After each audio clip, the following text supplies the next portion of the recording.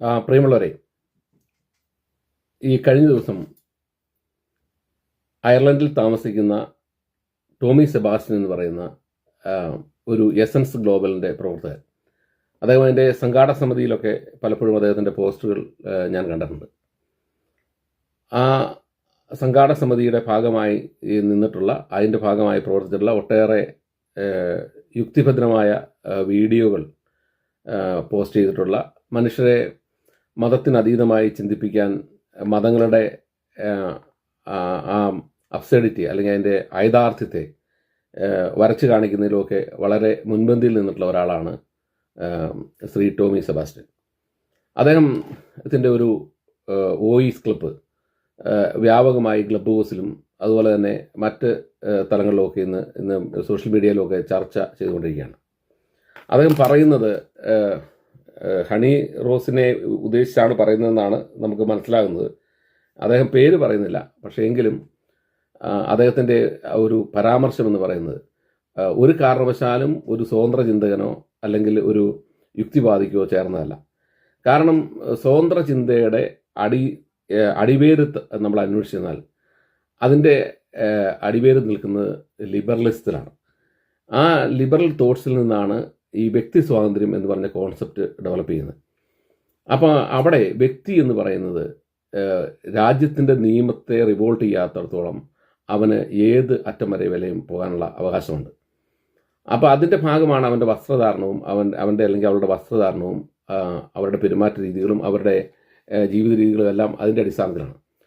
അപ്പോൾ അങ്ങനെ ചിന്തിക്കുമ്പം ആ ലിബറലിസത്തിൻ്റെ ഏറ്റവും ഉദാത്തമായിട്ടുള്ള ഒരു സങ്കല്പമായിട്ടുള്ള വ്യക്തി സ്വാതന്ത്ര്യത്തെ മാനിക്കാതെ ആ വ്യക്തിയുടെ ഡ്രസ്സിനെയും അവരെ ആർട്ടിഫിഷ്യലായി എന്തൊക്കെ വെച്ചിട്ടുണ്ട്, പപ്പും പൂടെയൊക്കെ വെച്ചിട്ടുള്ള എന്നുള്ളതിനെ പറ്റിയൊക്കെ ഇദ്ദേഹം വളരെ മോശമായി സംസാരിക്കുന്നുണ്ട്. അത് ഏത് തരത്തിലാണ് ഒരു ലോജിക്കൽ സെൻസിൽ അതിനെ ന്യായീകരിക്കാൻ പറ്റുന്നത്? ഏത് സെൻസിലാണ് ഒരു ലിബറൽ തോട്ട്സിൻ്റെ അടിസ്ഥാനത്തിൽ അതിനെ ന്യായീകരിക്കാൻ കഴിയുന്നത്?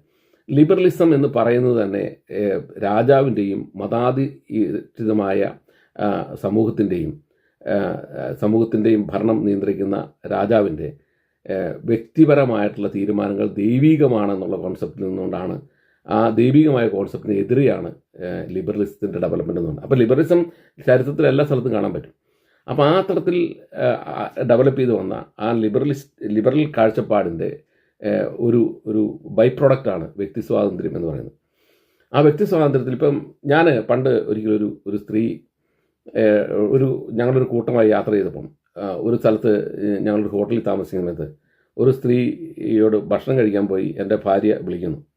അപ്പം ഞാനും ഉണ്ട്. അപ്പോൾ വിളിക്കുന്ന സമയത്ത് അവർ പറഞ്ഞു, ഞാൻ ഡ്രസ്സ് ചെയ്തിട്ടില്ല. അപ്പോൾ ഞങ്ങളപ്പോൾ എൻ്റെ ഭാര്യ പറഞ്ഞു, നമ്മളിപ്പം നൈറ്റ് ഉപയോഗിക്കുന്ന ഡ്രസ്സ് ഇട്ടുള്ള പേരെ ക്യാൻറ്റീനിൽ വരില്ല പോകുന്നുള്ളൂ എന്ന്. ബാക്കി എല്ലാവരും കാഷ്വലായിട്ട് ഡ്രസ്സായിട്ടിരിക്കുന്നത്, അല്ലാതെ ഒരു നല്ല ഡ്രസ്സൊന്നും അല്ല ഇട്ടിരിക്കുന്നത്. അപ്പം അവർ എനിക്ക് അങ്ങനെ വരാൻ പറ്റത്തില്ല എന്ന് പറഞ്ഞു. എൻ്റെ കാരണം എന്ന് വെച്ച് കഴിഞ്ഞപ്പോൾ അവർ കുറച്ച് നേരം കഴിഞ്ഞ് താമസിച്ചിട്ടാണ് വന്നത്. ക്യാൻറ്റീനിൽ ഭക്ഷണം കഴിഞ്ഞ് വന്നപ്പം എൻ്റെ ഭാര്യയോട് അവർ പറഞ്ഞു, ഞാൻ ഈ ഡ്രസ്സിൽ ഭയങ്കര കോൺഷ്യസ് ആണ്, എനിക്കതുകൊണ്ട് നല്ല ഡ്രസ്സ് ഇട്ടേ പുറത്തിറങ്ങാൻ പറ്റുള്ളൂ എന്ന് പറഞ്ഞ് അവർ പുറത്തിറങ്ങി വന്നത് ഞാൻ ഓർക്കുന്നുണ്ട്. അപ്പം മനുഷ്യരെ സംബന്ധിച്ചിടത്തോളം അവരുടെ ഡ്രസ് കോൺഷ്യസ് എന്ന് പറയുന്നത്, അല്ലെ ആ ഡ്രസ്സിനെ സംബന്ധിച്ചുള്ള കോൺഷ്യസ്നസ് എന്ന് പറയുന്നത് അവരുടെ വ്യക്തിത്വത്തെ പ്രകടിപ്പിക്കുന്നതാണെന്ന് ചിലർ ചിന്തിക്കുന്നുണ്ട്. ചിലർ അത് അവർക്ക് കോൺഫിഡൻസ് വർദ്ധിപ്പിക്കാൻ വേണ്ടി ഉപയോഗിക്കുന്നതാണെന്നുണ്ട്.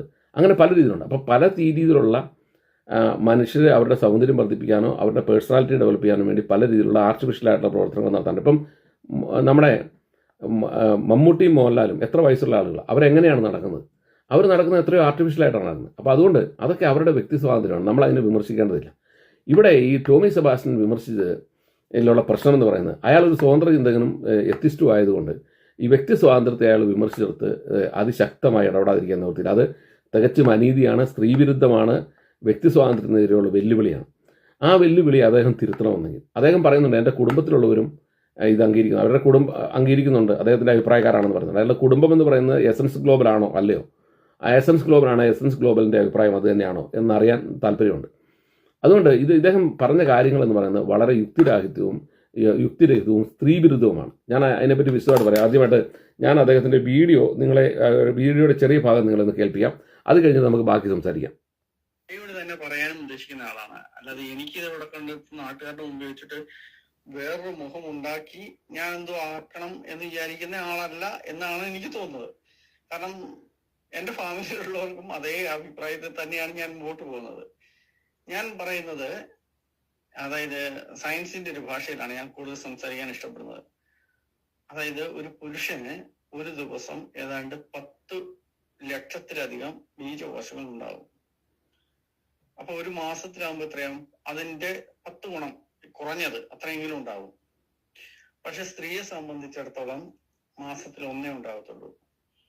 അപ്പൊ പുരുഷന്മാരെ സംബന്ധിച്ച് അവന്റെ അതിജീവനത്തിന് ഏറ്റവും സഹായകമാകുന്നത് എത്രയധികം ആളുകളിലേക്ക് ഈ ബീജകോശങ്ങൾ എത്തിക്കാൻ പറ്റുമോ അതാണ് അവന്റെ ഈ എവല്യൂഷണറി ആയിട്ടുള്ള ലക്ഷ്യം എന്ന് പറയുന്നത്. സ്ത്രീയെ സംബന്ധിച്ച് എന്തായിരിക്കും? അങ്ങനെ കണ്ട അവന്റെ ഇവന്റെ ഒന്നും എടുക്കാൻ പറ്റത്തില്ല. ഇതിന്റെ അകത്ത് ഏറ്റവും ബെസ്റ്റ് ഏതാണോ എന്ന് തെരഞ്ഞെടുക്കുക. കാരണം അവർക്ക് മാസത്തിൽ 1 മാത്രമേ ഉള്ളൂ. ഈ മാസത്തിൽ 1 ഉള്ളതിന്റെ അകത്ത് തെരഞ്ഞെടുക്കുമ്പം അവർ നോക്കുന്നത് എന്തായിരിക്കും? കെയറിങ്, ലവ്, അങ്ങനെ ഒത്തിരി കാര്യങ്ങൾ നോക്കിയിട്ടായിരിക്കും എടുക്കുന്നത്. നമ്മൾ ഈ സമൂഹത്തിൽ നോക്കിക്കഴിഞ്ഞാൽ സ്ത്രീകൾ എല്ലാവരും തന്നെ അങ്ങനെ കുറെ കാര്യങ്ങളിലൂടെ ഫിൽട്ടർ ചെയ്ത് എടുത്തിട്ടാണ് വരുന്നത്. അപ്പൊ അവരെ സംബന്ധിച്ച് അവരുടെ ശരീരത്തിന്റെ പ്രകൃതികൾ കാണിച്ചു കൊണ്ടിട്ടല്ല, നേരെ മറിച്ച് സമൂഹത്തിൽ സാധാരണ രീതിയിലുള്ള മനുഷ്യരുടെ ഇടയിൽ എങ്ങനെയൊക്കെയാണോ കാര്യങ്ങൾ എന്നതിനെ നോക്കിയിട്ടാണ് അവിടെ ഒരു സെലക്ഷൻ നടക്കുന്നത്. ഇനി ചില സ്ത്രീകളുടെ കാര്യത്തിൽ അവർ വരുമ്പോഴത്തേക്കും അവർ മുമ്പിലും പുറകിലും ഒക്കെ വെച്ച് കെട്ടിക്കൊണ്ടുവന്നിട്ട് മറ്റേ കാണിക്കുക, എനിക്ക് പപ്പും തൂവലും ഒക്കെ ഉണ്ടടാ നോക്കടാ എന്ന് പറഞ്ഞിട്ട് ഇത് ആട്ടി കാണിക്കുമ്പോൾ അവരെന്താണ് ഉദ്ദേശിക്കുന്നത്? നിങ്ങൾ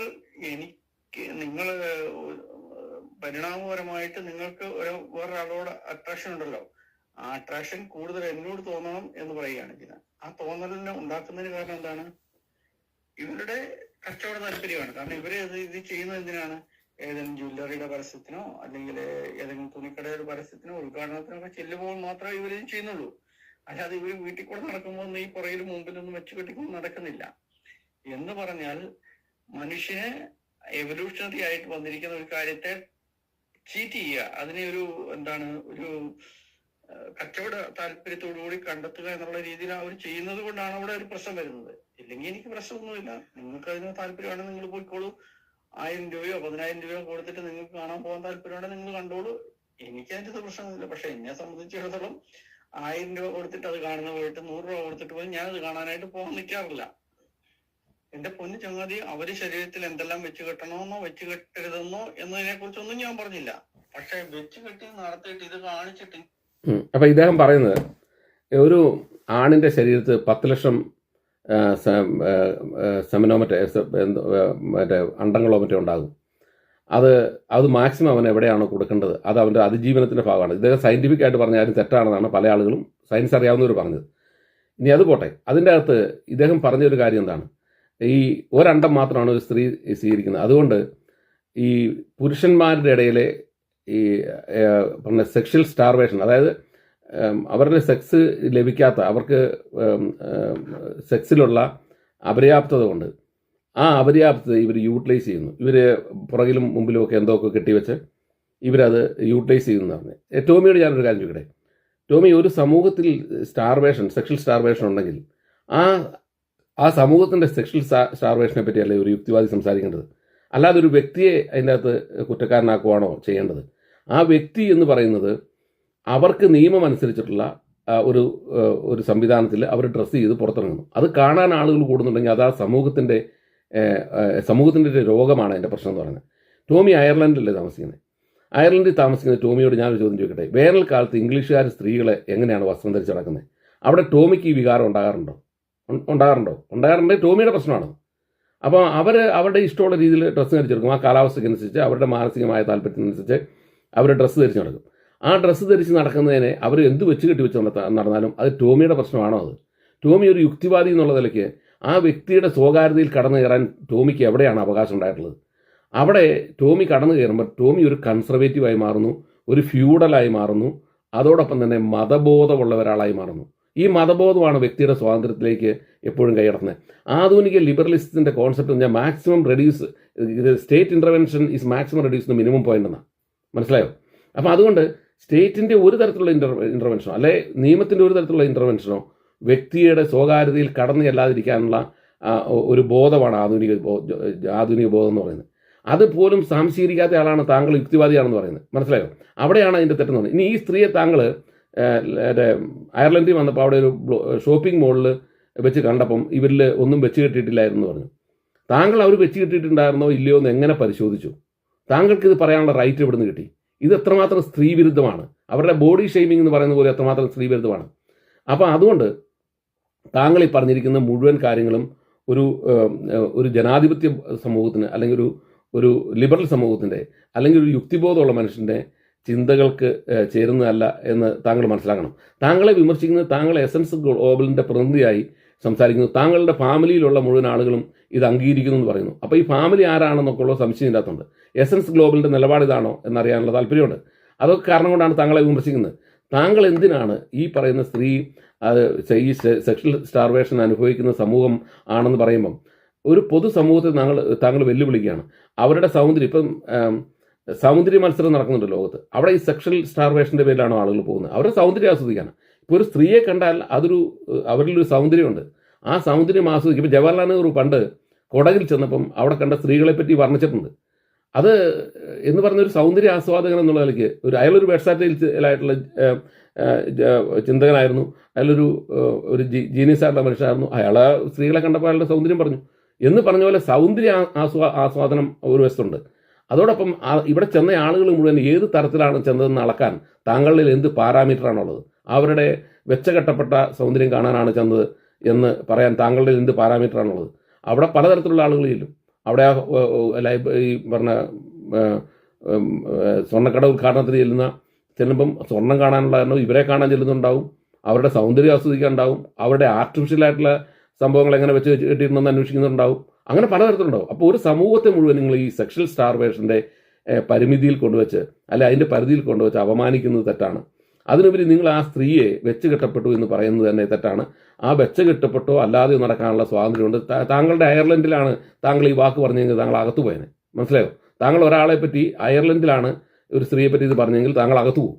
അതിന് കാരണം ബോഡി ഷെയ്മിങ് പോലും ഒരു ജെൻഡറിനെ പോലും ഒരു കളറിനെ പോലും നമുക്ക് മോശമായി പറയാൻ അവകാശമില്ലെന്ന് താങ്കൾക്ക് അറിയാമല്ലോ ഈ ആധുനിക സമൂഹത്തിൽ. ഇവിടെ നിന്നുകൊണ്ടാണ് താങ്കൾ ഈ കമൻറ്റ് പറഞ്ഞത് എന്നുള്ളതാണ് പ്രശ്നം.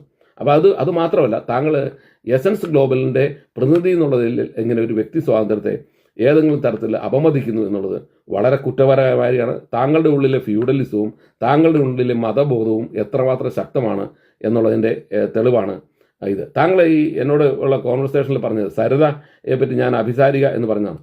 സരിതയെപ്പറ്റി ഞാൻ പറഞ്ഞ കറക്റ്റാണ്. ഞാൻ ഇപ്പോഴും പറയുന്നു, സരിത അവർ തന്നെ പറഞ്ഞിട്ടുണ്ട് അവരുടെ കുട്ടിയെ പിതൃത്വം വേറൊരാൾക്കുണ്ട്, അവർ പലരുടെയും കൂടെ ശയിച്ചിട്ടുണ്ട്. അതൊന്നും പറയാൻ ഞാൻ താല്പര്യപ്പെടുന്നില്ല. എന്നെ ഇന്ന ആളുകൾ പീഡിപ്പിച്ചിട്ടുണ്ട്, അവരുടെ പേരെ അവർ പറഞ്ഞിട്ടുള്ളൂ. അതോടൊപ്പം തന്നെ അവർ ഈ കാര്യങ്ങളെല്ലാം പറഞ്ഞിട്ടുണ്ട്. ഞാൻ അങ്ങനെ പ്രവർത്തിച്ചിട്ടുണ്ടെന്നും എന്നവർ സമ്മതിച്ചിട്ടുണ്ട്. അവരുടെ കുട്ടിയുടെ പിതൃത്വത്തെ പറ്റി അവർ പറഞ്ഞിട്ടില്ല. അങ്ങനെ പറയാറുണ്ട്. അതിൽ ഉമ്മൻചാണ്ടി എന്ന് പറഞ്ഞ മനുഷ്യനെ സരിത കാണിച്ച വൃത്തികേട്, അതായത് സരിത എന്ന് പറയുന്ന ആ സ്ത്രീ കാണിച്ച ഉമ്മൻചാണ്ടിയോട് കാണിച്ച വൃത്തികേടിൻ്റെ അടിസ്ഥാനത്തിലാണ് സരിതയെ ഞാൻ അഭിസാരിക എന്ന് വിളിച്ചത്. കാരണം ചെയ്യാത്ത തെറ്റിന് വേണ്ടി ഒരു മനുഷ്യനെ കൊണ്ട് പീഡിപ്പിക്കുകയും അയാളെ അതുപോലെ അപമാനിക്കുകയും ചെയ്തതിൻ്റെ ഭാഗമായിട്ടാണ് ഞാൻ അന്ന് സരിതയെ അങ്ങനെ വിളിച്ചത്. അതിൽ യാതൊരു തെറ്റുമില്ല. ഞാനത് ഇട്ട് പിൻവലിക്കുന്നുമില്ല. താങ്കൾ അതിനെതിരെ കേസ് കൊടുക്കുന്നു പറഞ്ഞാൽ എനിക്കൊരു പ്രശ്നമില്ലെന്ന് താങ്കൾ ഇതിനെ അറിയിക്കുന്നു. താങ്കൾ കാണിച്ചിട്ടുള്ളത് മഹാവൃത്തികേടാണ്, ചെറ്റത്തരമാണ്, ഊളത്തരമാണ്. താങ്കളെ ഊളാന്ന് ഞാൻ വിളിക്കേണ്ട കാര്യമില്ലായിരുന്നു. അത് എൻ്റെ സംസ്കാരത്തിന് ചേർന്നല്ലെന്ന് പിന്നെ എനിക്ക് തോന്നി. പക്ഷേ താങ്കൾ പറഞ്ഞത് വെറും ഊളത്തരമാണ്. കാരണം എന്താ വെച്ച് കഴിഞ്ഞാൽ ഒരു സ്ത്രീ എന്ന് പറയുന്നത് ഒരു സ്ത്രീ ആണെങ്കിലും പുരുഷനാണെങ്കിലും അവരുടെ വ്യക്തി സ്വാതന്ത്ര്യത്തിൽ കടന്നു കയറുന്നത് ലിബറലിസ്റ്റ് തോട്ട്സിനെതിരെയുള്ള ഒരു കടന്നുകയറ്റമാണ്. അതോടൊപ്പം തന്നെ മനുഷ്യ സ്വാതന്ത്ര്യത്തിനെതിരാണ്. അതോടൊപ്പം തന്നെ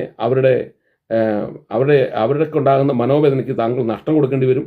അത് താങ്കൾ ചെയ്യണം. താങ്കൾ ഒരു എസൻസ് ഗ്ലോബലിൻ്റെ പ്രതിനിധി ആയതുകൊണ്ട് താങ്കൾ അത്തരം വരുന്ന കാര്യങ്ങൾ ചെയ്യാൻ പാടില്ലായിരുന്നു. താങ്കൾ ക്ഷമ പറയുകയാണ് ചെയ്യേണ്ടത്. ക്ഷമ പറയാത്ത പക്ഷം താങ്കൾക്കെതിരെ ഈ ആരോപണങ്ങൾ എന്നും നിലനിൽക്കും. താങ്കൾ പറഞ്ഞിരിക്കുന്നത് തികച്ചും മനുഷ്യവിരുദ്ധമാണ്, സ്ത്രീവിരുദ്ധമാണ് എന്ന് പറഞ്ഞുകൊണ്ട് ഞാൻ അവസാനിക്കുന്നു. നന്ദി, നമസ്കാരം. പ്രേക്ഷകരെ വലിയ സ്നേഹ നമസ്കാരം. ഞാനും ജാമിത ടീച്ചറൊക്കെ നമ്മുടെ കമ്മ്യൂണിറ്റി പോസ്റ്റിൽ ഒരു പോസ്റ്റ് ഇട്ടിട്ടുണ്ടായിരുന്നു. 2 മാസത്തേക്ക് സാമ്പത്തിക സഹായം ചെയ്യാൻ കഴിയുന്നവർ കടമായിട്ട് തന്നെ സഹായിക്കണമെന്നും പറഞ്ഞുകൊണ്ടും.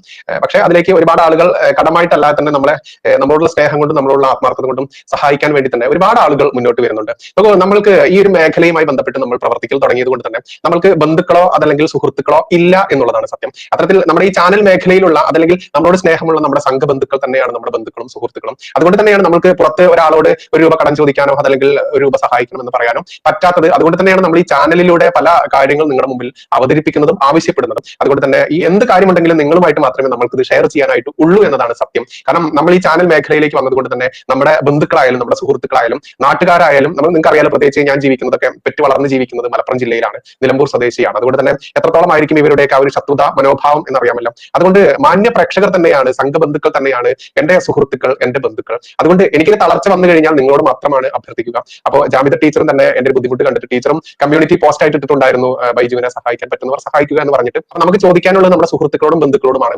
എന്റെ സുഹൃത്തുക്കളും എന്റെ ബന്ധുക്കളും എന്റെ ചാനൽ പ്രേക്ഷകർ തന്നെയാണ്. അപ്പൊ അത് കണ്ടുകൊണ്ടാണ് ജാമിദ ടീച്ചറും കമ്മ്യൂണിറ്റിയിൽ ഒരു പോസ്റ്റ് ഇട്ടത്. അപ്പൊ ഇതിന്റെ ആദ്യ കമന്റ് ആയിട്ട് ഹെൽപ്പ് ചെയ്യാനുള്ള അക്കൗണ്ട് നമ്പറും ഡീറ്റെയിൽസും കൊടുക്കുന്നുണ്ട്. വീണ്ടും പറയാം, എനിക്ക് എന്റെ വ്യക്തമായുള്ള കാര്യങ്ങൾ, അത് സഹായമായാലും അപേക്ഷയായാലും എല്ലാം എനിക്ക് വെക്കാനുള്ളത് മാന്യ പ്രേക്ഷകർക്ക് മുൻപിലാണ്. കാരണം എന്റെ സുഹൃത്തുക്കളായാലും എന്റെ ബന്ധുക്കളായാലും അതെല്ലാം എന്റെ ഈ ചാനൽ പ്രേക്ഷകർ തന്നെയാണ്. അതിലേക്ക് എന്റെ ബന്ധുക്കളായാലും എന്റെ സുഹൃത്തുക്കളായാലും എന്നെ വിട്ടുപോയത് ഈ ഒരു പച്ചയായ യാഥാർത്ഥ്യങ്ങൾ പച്ചയ്ക്ക് പറയുന്നത് കൊണ്ട് തന്നെയാണ്. അതുകൊണ്ട് സഹായിക്കാൻ പറ്റുന്നവർ ആദ്യ കമന്റ് വാച്ച് ചെയ്യുക, ആദ്യം പിൻ ചെയ്ത് വെച്ച കമന്റ് നോക്കുക എന്ന് മാത്രം വീണ്ടും അഭ്യർത്ഥിച്ചുകൊള്ളട്ടെ. നന്ദി, നമസ്കാരം, ജയ് ഹിന്ദ്, ജയ് ശ്രീറാം.